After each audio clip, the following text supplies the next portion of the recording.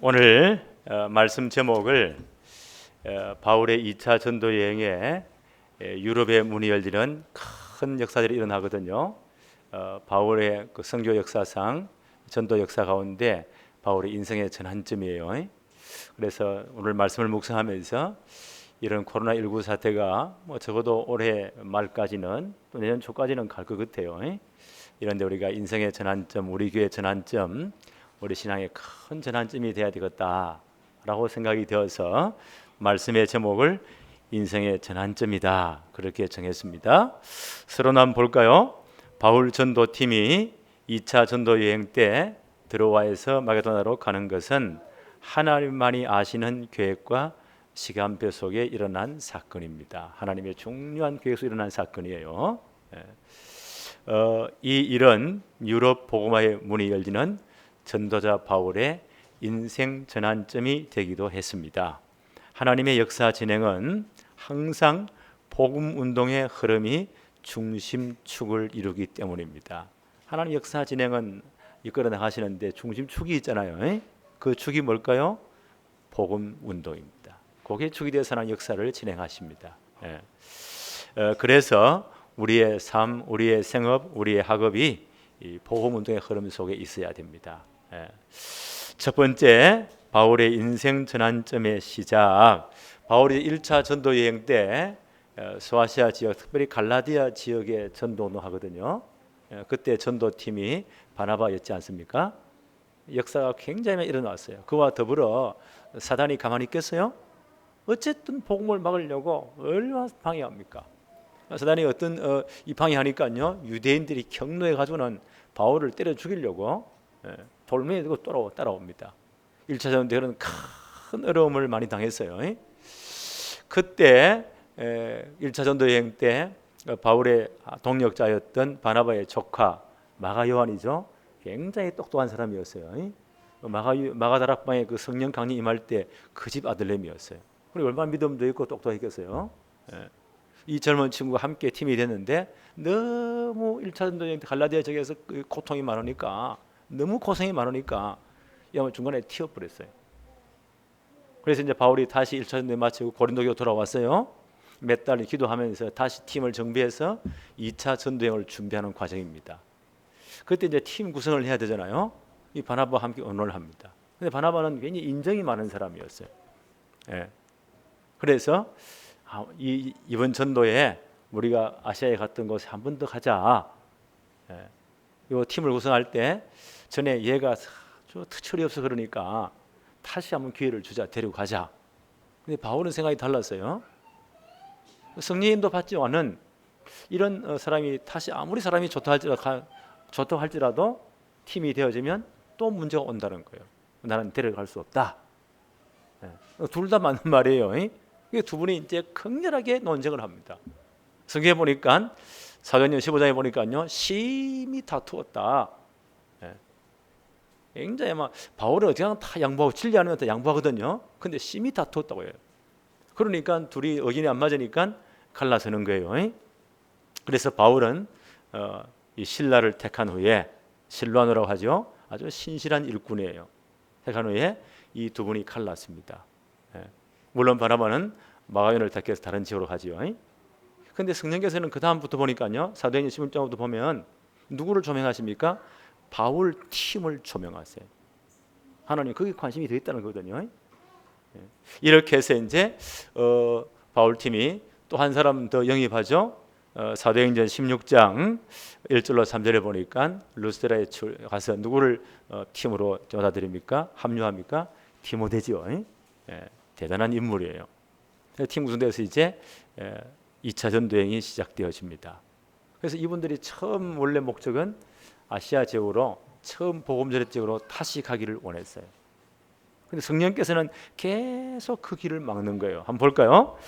사도행전 16장 6절 7절 방금 읽었죠. 6절에 보니까 성령이 아시아에서 말씀을 전하지 못하게 하시거늘. 성령이 계속 막으십니다. 그런데 이분들이 어떻게 합니까? 부르기아와 갈라디아 땅으로 다녀가서, 갈라디아 지역은 1차 전도행 때 선교했던 지역이에요. 다녀가서 7절에 무시야 앞에 이르러 비두니아로 가고자 애쓰되 예수의 영이 허락지 아니하셨다. 그 말은 무슨 말일까? 이분이 계속 이 팀이 기도한 거예요. 기도하면서 성령의 인도를 철저히 받은 겁니다. 계속 성령에서 막으십니다. 사도행전 16장 8절부터 한번 볼까요? 무시아를 지나 드로아로 내려갔는데, 이때도 기도했겠죠. 아마 밤새도록 기도한 것 같아요, 이 바울 팀이.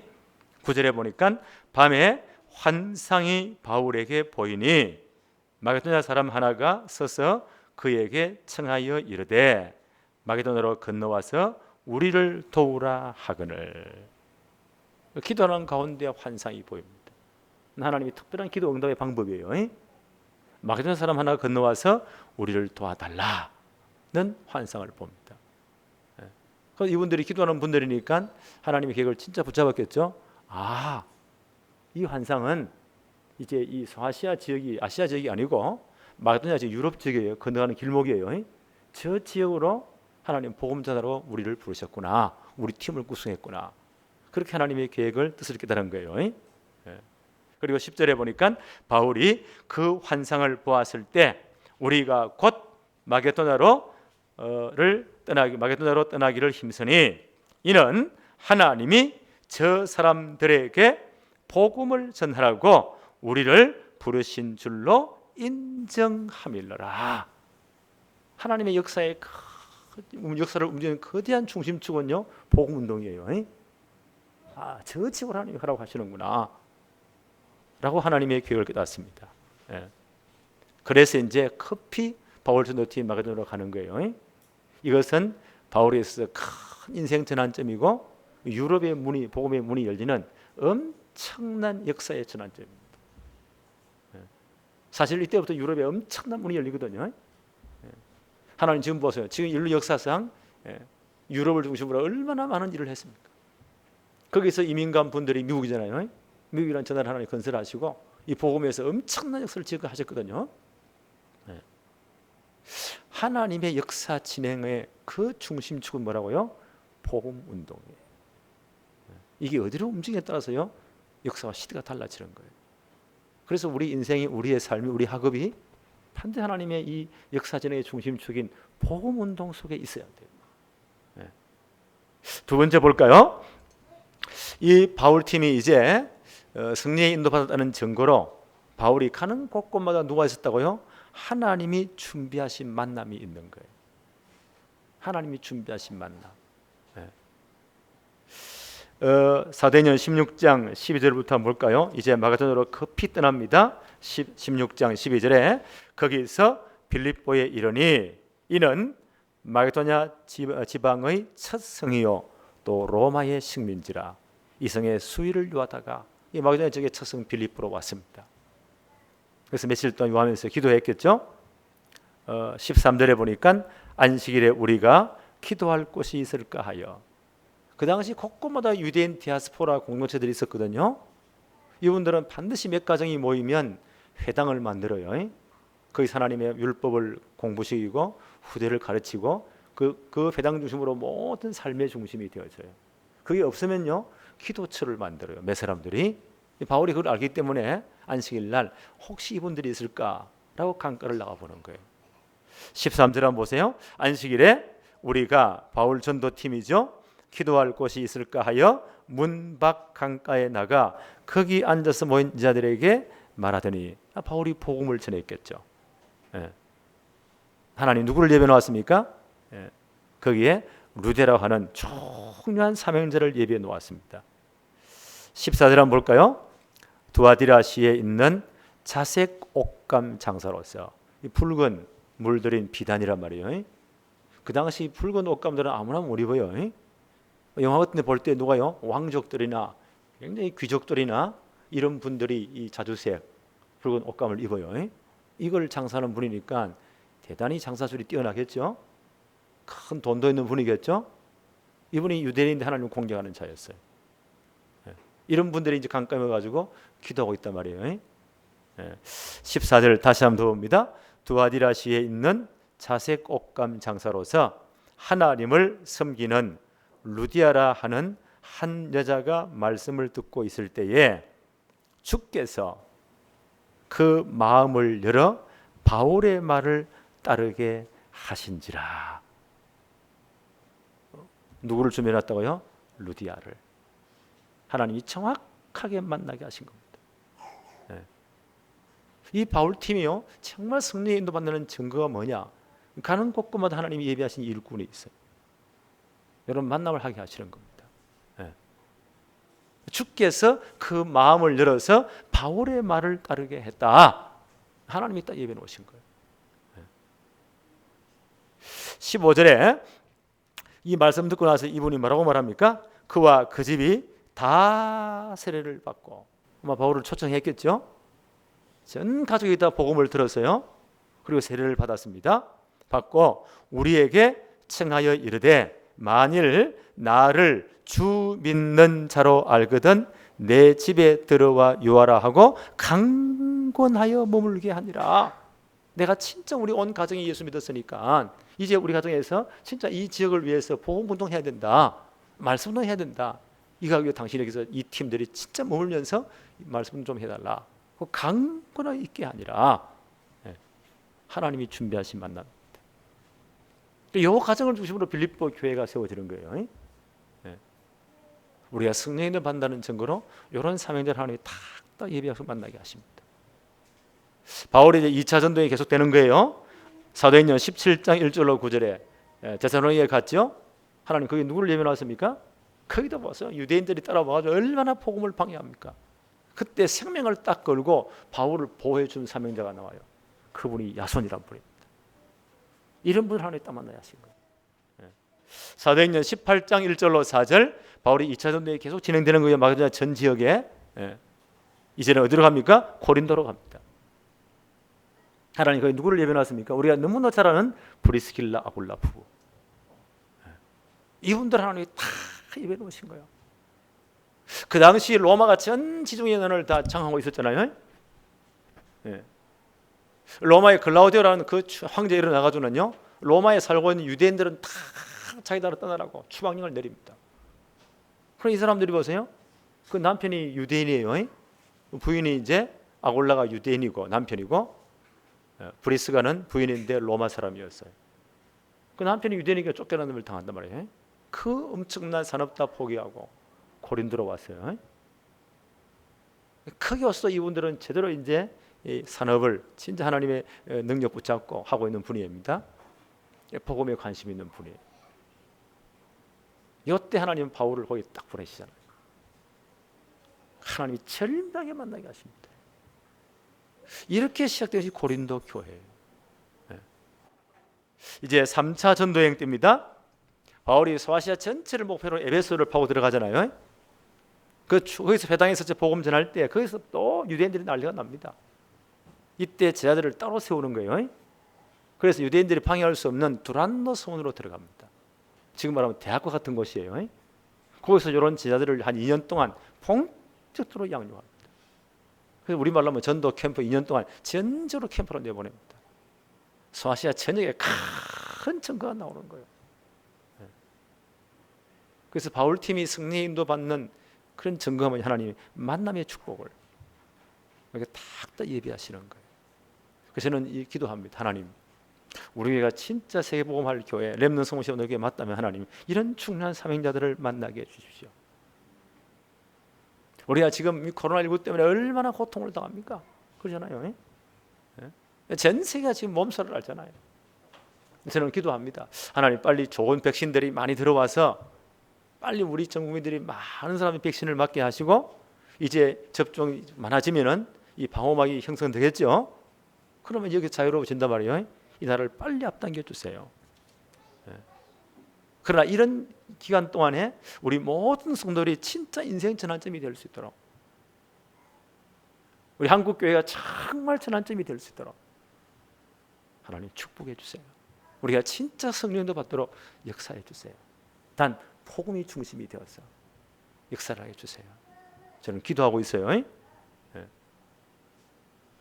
이제 바울 팀이 이제 마게도냐로 들어가서 전쟁이 진행되면서 바울 팀이 가는 곳곳마다 현장 치유와 경제 치유 역사가 일어났어요. 이분들이 진짜 성령도 받는 하나님의 역사 진행 속에 있다는 증거로서요, 만남의 축복을 주셨고 가는 곳마다 현장이 치유되고 경제가 치유되었어요. 이게 2차 전도행 때죠. 이제 마게도냐 지역의 첫 성 빌립보로 들어와서요, 16장 16절 한번 보세요. 우리가 이제 빌립보입니다. 마게도냐 지역의 첫 성 빌립보죠.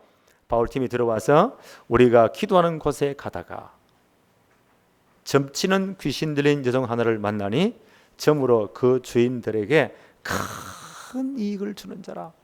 루디아 집이 중심이 되어서 말씀도 하는데 이제 기도하는 곳에 가다가 점치는 귀신 들린 여종을 만납니다. 이 여종이 귀신 들려가지고는 점을 치는데 얼마나 정확하겠어요.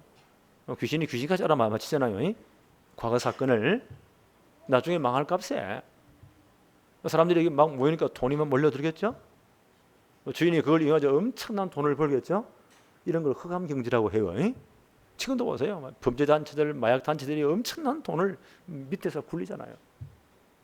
그때도 마찬가지로 이런 흑암 경제가 보세요.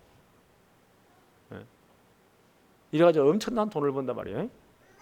이 양반이 귀신 들렸으니까 영안이 있으니까 바울팀을 당장 알아보잖아요.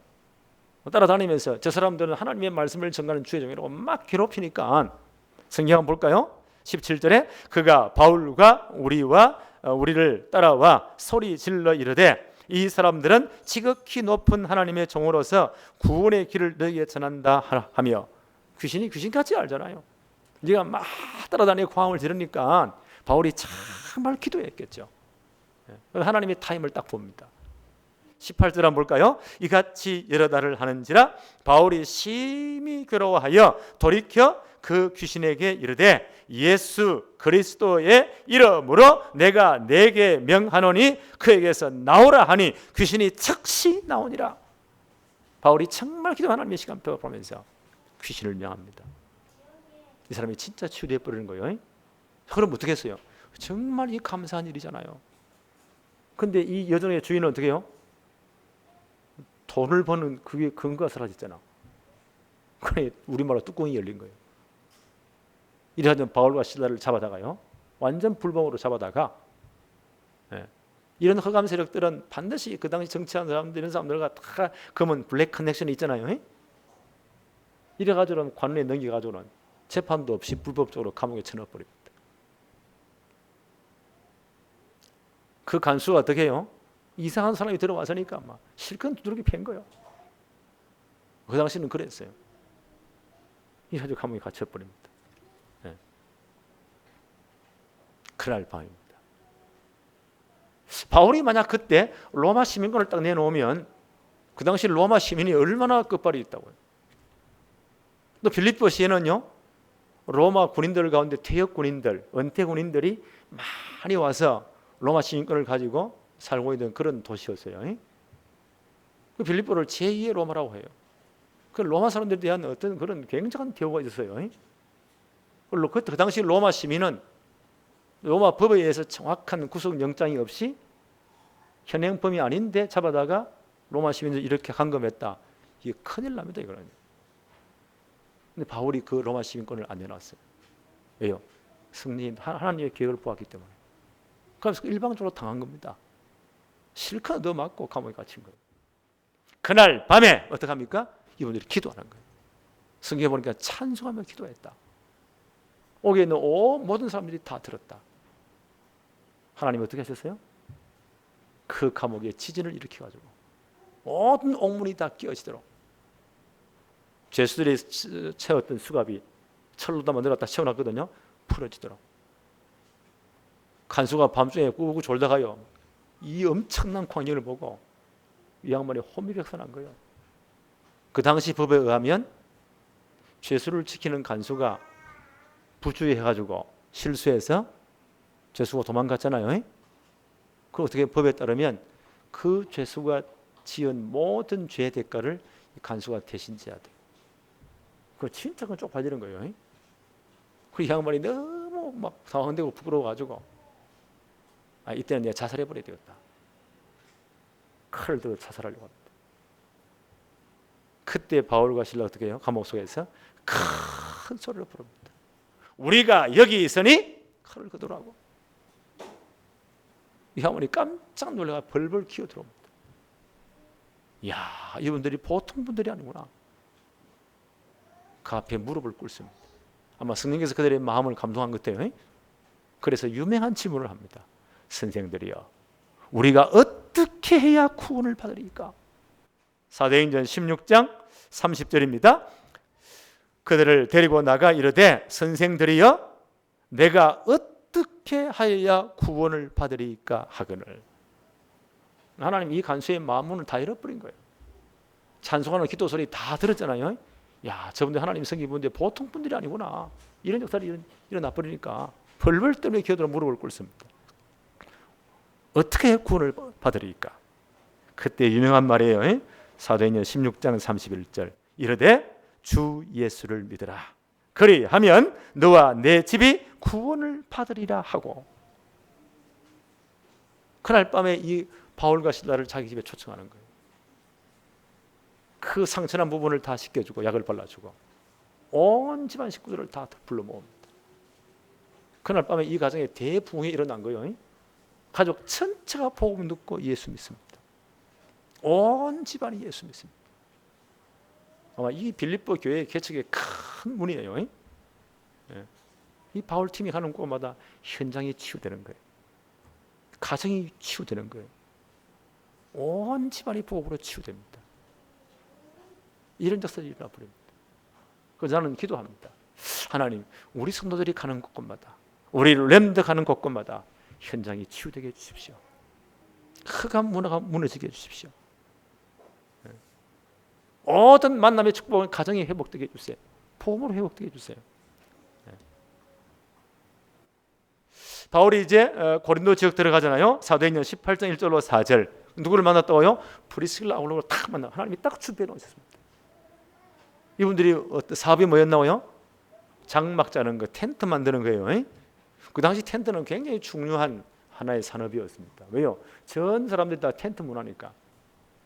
로마가 전 세계 군인들을 보내놓으면서요, 전부 다 텐트에 주전하니까. 이거 만드는 전문가들입니다. 또 바울은 바리새인들은 어느 현장에 들어간지 살아남기 위해서요, 하나의 특별한 기술을 가르쳐요. 그 가정 대대로. 바울의 집안이 텐트, 장막 만드는 사업이었어요. 여기 전문가입니다. 만나보니 딱 같은 거예요.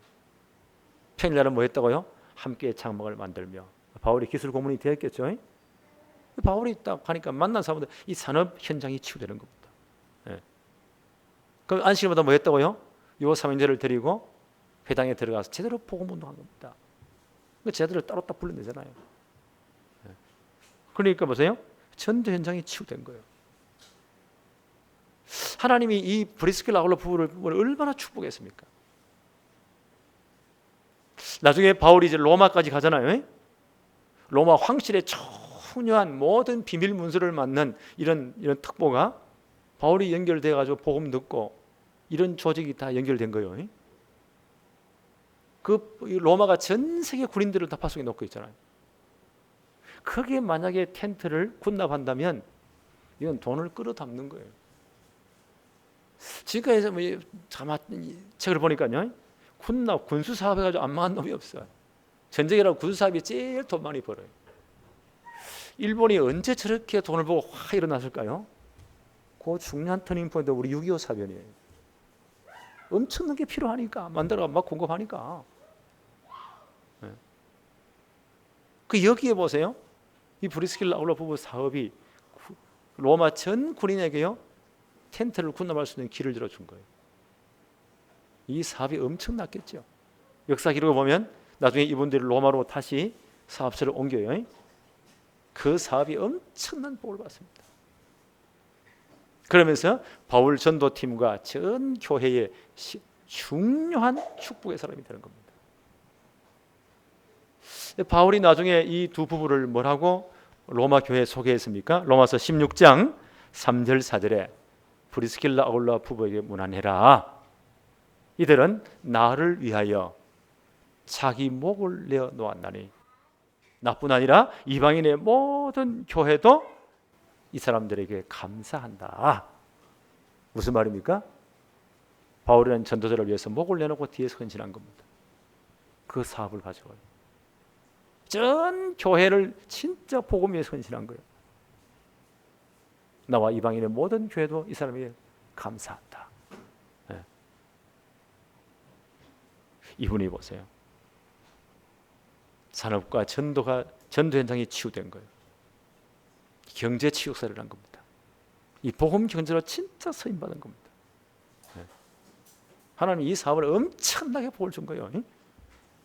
저는 보면서 이런 어떤 터닝 포인트, 인생 전환점이 우리 교회와 우리 다락방과 한국에 있어야 되겠구나.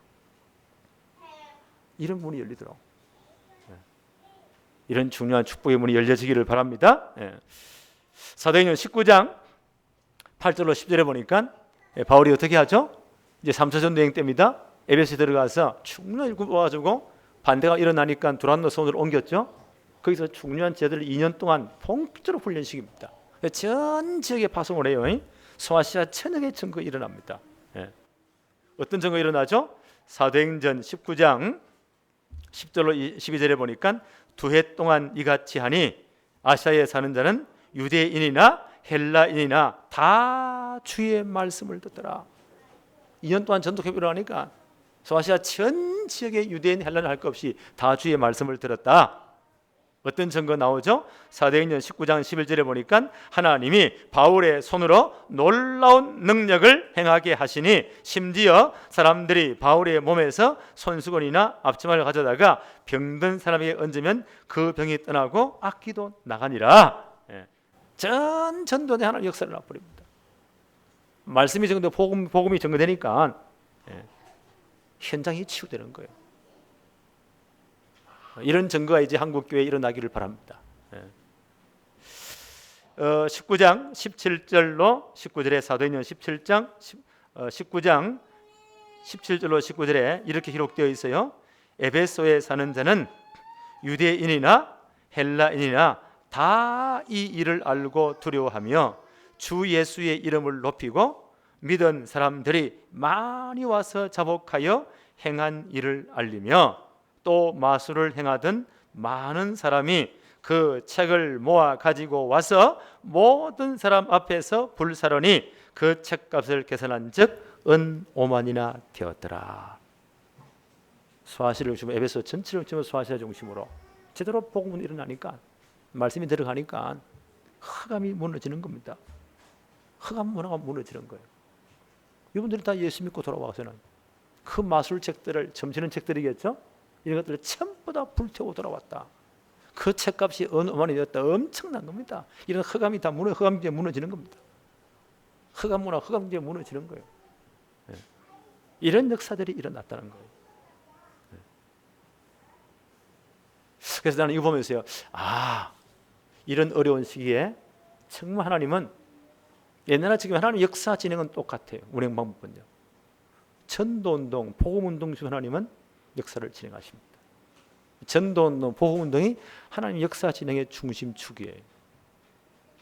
요 시간 속에 들어온 사람 중에서 하나님은 하나님 일을 진행하시는 거예요. 특별히 바울을 통해서 2차 전도 여행 때 보세요. 이제는 아시아에서 유럽으로 전도의 큰 문을요 돌리십니다. 길을 돌리십니다. 이것이 바울의 전도팀의 인생 전환점이 된 거예요. 그 증거로 보세요. 가는 곳곳마다 하나님의 사람을 준비해 놨습니다. 그리고 그 사람들이 진짜 전도가 일어나니까요 현장이 치유되는 거예요. 그들의 산업이 치유되는 거예요. 흑암 문화가 치유되는 거예요. 흑암 경제가 다 무너지는 겁니다. 경제가 치유되는 거예요. 이런 전환점이 돼야 되겠다. 저는 이 말씀 붙잡고요 깊이 기도합니다. 하나님 우리 성도들의 모든 산업이 역사해 주십시오. 이 복음운동 때문에 우리는 복음운동의 중요한 방향을 결정했죠. 렘넌트 성공시대 제대로 어릴 때부터 복음 심고 완전 가기부리 체질화시키고 실력과 믿음 제대로 딱 준비시켜서 최고의 영적 서밋을 거쳐 기능서밋 문화서밋 만들어야 돼요. 시대 일꾼으로 파송해야 돼요. 어느 정도 해야 됩니까? 앞으로 2, 3, 7 나라 5천여 정도 빈 곳에 진짜 복음 전할 만큼 그중에 가장 우리 교회 택한 길 중 하나가 뭡니까? 거기에 있는 렘넌트를 중년 아이들을 불러와서 우리가 제대로 복음운동을 시키고 신학훈련 시켜서 목사 만들어 파송하자는 겁니다. 예. 이런 사람 하나 제대로 이제는요 이런 시스템 만드는 거예요. 이것도 237 나라 5천여 종교의 중요한 빈 곳이에요. 가장 확실한 전략입니다. 하나님 이거 하게 해주십시오.